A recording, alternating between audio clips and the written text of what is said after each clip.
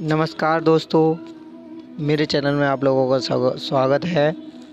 मैं आप सभी लोगों का मेरे चैनल में आने के लिए स्वागत करता हूं। तो अभी तक मैं आपको गीता के 8 अध्यायों के बारे में बता चुका हूं।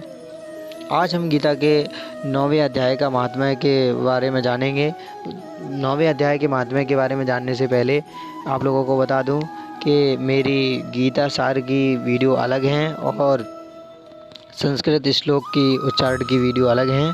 तो यदि आप लोगों ने वो गीता के अध्याय नहीं सुने हैं, नहीं देखे हैं, तो कृपया करके एक बार मेरी वीडियो पर ज़रूर जाएं और ज़रूर देखें।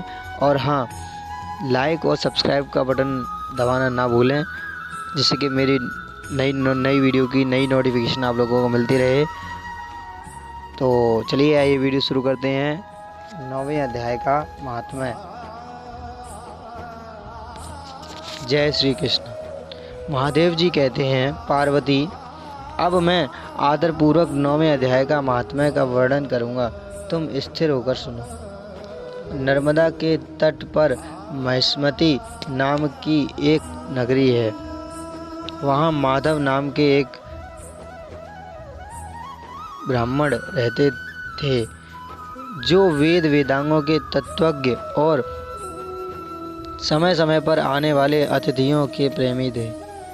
उन्होंने विद्या के द्वारा बहुत धन कमाकर एक महान यज्ञ का अनुष्ठान आरंभ किया। उस यज्ञ में बलि देने के लिए एक बकरा मंगाया गया।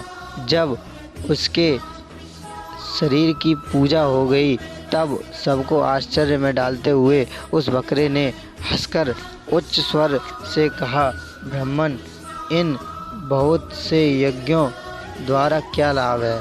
इसका फल तो नष्ट हो जाने वाला है तथा ये जन्म, जरा और मृत्यु के भी कारण है।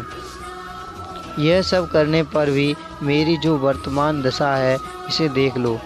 बकरे के इस अत्यंत कौतूहलजनक वचन को सुनकर यज्ञ मंडप में रहने वाले सभी लोग बहुत ही विस्मित हुए। तब वे यजमान ब्राह्मण हाथ जोड़कर अपलक नेत्रों से देखते हुए बकरे को प्रणाम करके श्रद्धा और आदर के साथ पूछने लगे। ब्राह्मण बोले, आप किस जाति के थे? आपका स्वभाव और आचरण कैसा था तथा किस कर्म से आपको बकरे की योनि प्राप्त हुई? यह सब मुझको बताइए। बकरा बोला, ब्राह्मण, मैं पूर्व जन्म में ब्राह्मणों के अत्यंत निर्मल कुल में उत्पन्न हुआ था। समस्त यज्ञों का अनुष्ठान करने वाला और वेद विद्या में प्रवीण था। एक दिन मेरी स्त्री ने भगवती दुर्गा की भक्ति से विनम्र होकर अपने बालक के रोग की शांति के लिए बलि देने से निमित्त मुझसे एक बकरा मांगा। तत्पश्चात जब चंडिका के मंदिर में वह बकरा मारा जाने लगा, उस समय उसकी माता ने मुझे शाप दिया, ओ ब्राह्मणों में नीच पापी, तू मेरे बच्चे का वध करना चाहता है, इसलिए तू भी बकरे की योनि में जन्म लेगा। द्विज श्रेष्ठ, तब कालवश मृत्यु को प्राप्त होकर मैं बकरा हुआ। यद्यपि मैं पशु योनि में पड़ा हूँ, तो भी मुझे अपने पूर्व जन्मों का स्मरण बना हुआ है। ब्राह्मण, यदि आपको सुनने की उत्कंठा हो तो मैं एक और भी आश्चर्य की बात बताता हूँ। कुरुक्षेत्र नामक एक नगर है जो मोक्ष प्रदान करने वाला है। वहाँ चंद्र शर्मा नामक एक सूर्यवंशी राजा राज्य करते थे। एक समय जब सूर्य ग्रहण लगा, राजा ने बड़ी श्रद्धा के साथ काल पुरुष का दान करने की तैयारी की। उन्होंने वेद वेदांगों के पारगामी एक विद्वान ब्राह्मण को बुलवाया और पुरोहित के साथ वे तीर्थ के पावन जल से स्नान करने को चले। तीर्थ के पास पहुंचकर राजा ने स्नान किया और 2 वस्त्र धारण किए।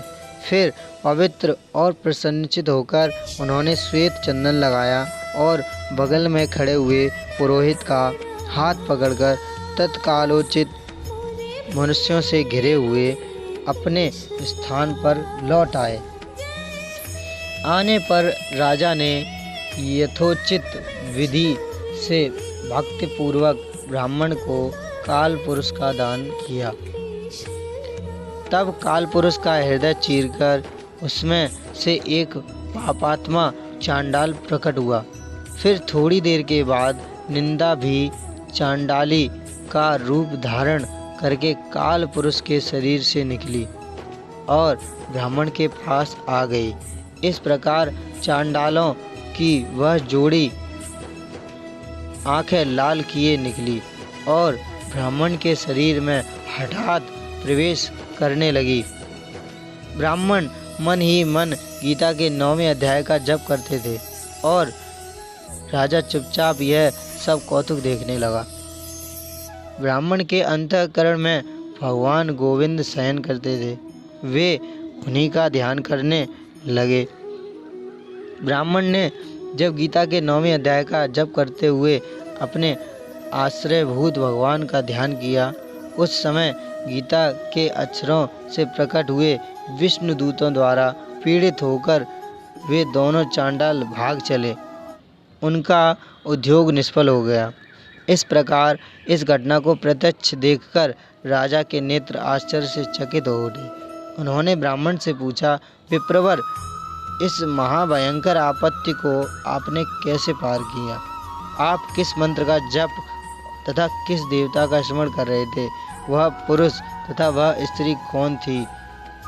वे दोनों कैसे उपस्थित हुए? फिर वे शांत कैसे हो गए? यह सब मुझे बतलाइए। राजा व्याकुल हो उठा जानने के लिए।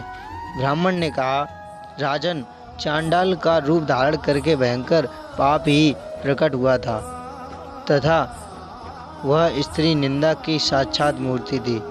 मैं इन दोनों को ऐसा ही समझता हूँ। उस समय मैं गीता के 9वें अध्याय के मंत्रों की माला जपता था।